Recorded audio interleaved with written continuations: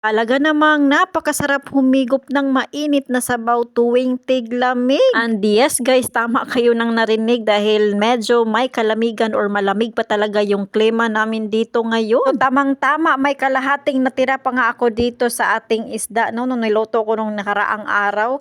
So sabi ko sa sarili ko na ito na lang yung aking gagawing sabaw. So hindi to basta-bastang sabaw, tinulang sabaw guys.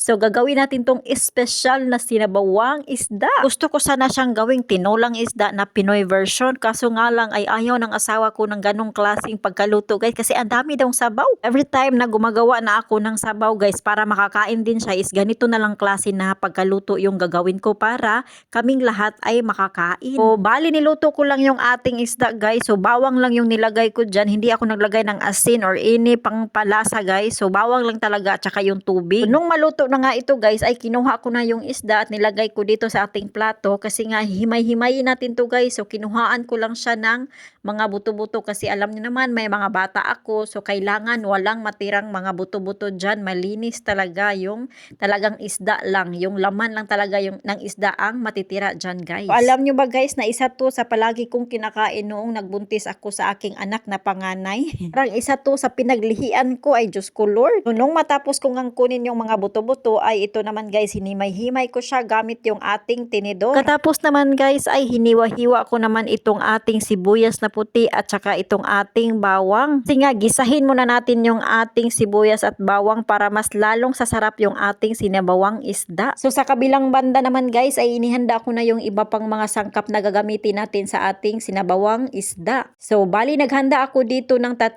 kutsarang yogurt tapos nilagyan ko siya ng egg yolk. Pagkatapos naman guys ay ihalo-halo mo lang siya ng ganyan. And then pagkatapos ay naghanda din ako dito ng balat ng lemon guys. So naghiwa lang ako dyan ng balat ng lemon kasi isa yan sa gagamitin natin panggisa guys para medyo mawawala-wala naman yung langsa ng ating isda guys. And then naghanda din ako ng lemon juice. Bali isang kutsarang lemon juice at ito na yung mga sangkap na gagamitin natin. Simulan na natin ang pagluluto. Dito sa malinis na kaldero ay naglagay lang ako ng 2 kutsarang butter.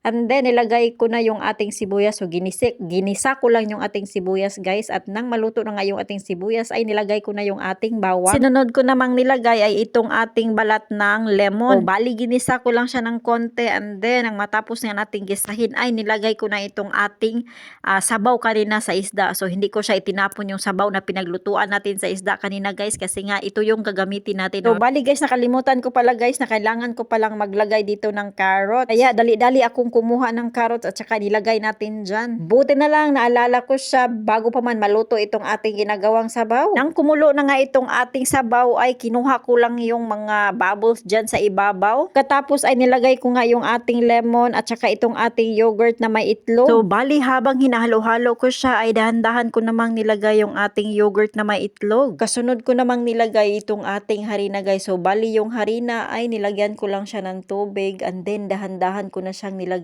sa ating sabaw. O bali hindi ko nga lahat inubos yung ating harina kasi ganito lang kalapot yung gusto ko. Then sa punto ngang ito guys ay okay na nga yung ating sabaw at tinikman ko siya, saktong-sakto lang yung lasa, achieve ko yung lasa na gusto ko. So ayan, luto na nga yung ating ginagawang sabaw guys, espesyal na sinabawang isda. So bali naghiwa pala ako dito ng sibuyas na green kasi nga nilagay ko siya dyan sa ating sabaw parang mas lalong gaganda at sasarap yung ating sinabawang isda. Makulay na guys, masarap pa. Sobrang napaka-espesyal na isda for today's video. So ayun pang inintay natin guys, kain na. Salamat sa panonood. God bless you all. Thank you Lord sa blessing. Bye bye.